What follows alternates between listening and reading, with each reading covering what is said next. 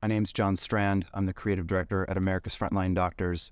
I was involved in January 6th because Dr. Gold was a invited guest speaker at a rally with a government-approved permit. I was there providing security assistance to her to make sure that she was safe in a large crowd. You'll hear more about my story in the particulars. I don't want to belabor the details, really. But the point is, as you've heard, that what's going on right now is tearing people and families and our country apart. That's really largely happening because people feel isolated and alone and unable to do something and make a change. There's also a lot of confusion because there's a lot of lies and propaganda, and that just makes everything really messy. But I made a choice 2 years ago when all of this happened. At the time, because I understood right away that this was all very fraudulent and dishonest. Thank you for Ivan breaking down a lot of those legal particulars about what's going on. There's a lot more information now, which is, of course, helpful. But even the day and the week after being an eyewitness and being present, I had a gut instinct to understand this was not what it seemed, and this was being misrepresented aggressively on purpose for very nefarious reasons. So I was unwilling to participate in that weaponization.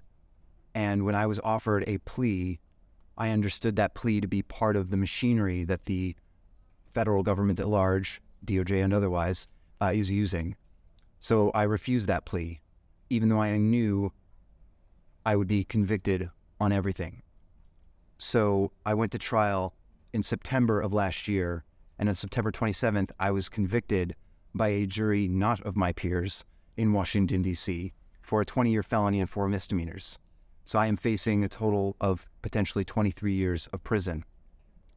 I was supposed to have been sentenced once in January and then in May, and it's now set permanently, I'm sure, in a couple of weeks from now on June 1st. I have a specific detail that I just want to announce, which is I'm assuming you are probably mostly familiar with Matthew Pernick. His aunt, Jerry, is, of course, a dear friend now and speaks powerfully on his behalf. He was facing a smaller range of a prison sentence until the federal DOJ, at the last minute, suggested these enhancements to his sentence that would increase it to 5 or 10 years of some very long period. And that was so, of course, distressing that he ended up losing his life in anguish because of that.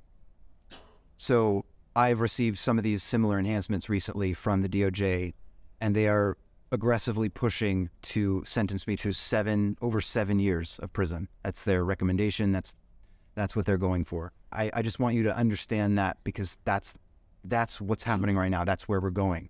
I mean, there are other people that are going to face even longer prison sentences. But in my particular case, there was no even hint or allegation of me swinging a punch or doing anything violent or breaking a window or anything. I'm on video the entire time, and literally all I did was chaperone Dr. Gold, make sure she didn't get crushed. My sentencing is June 1st in Washington, D.C. Dr. Gold and some other folks are going to help facilitate a prayer vigil, a Zoom prayer vigil on May 31st. We're asking people to participate in that for 2 reasons.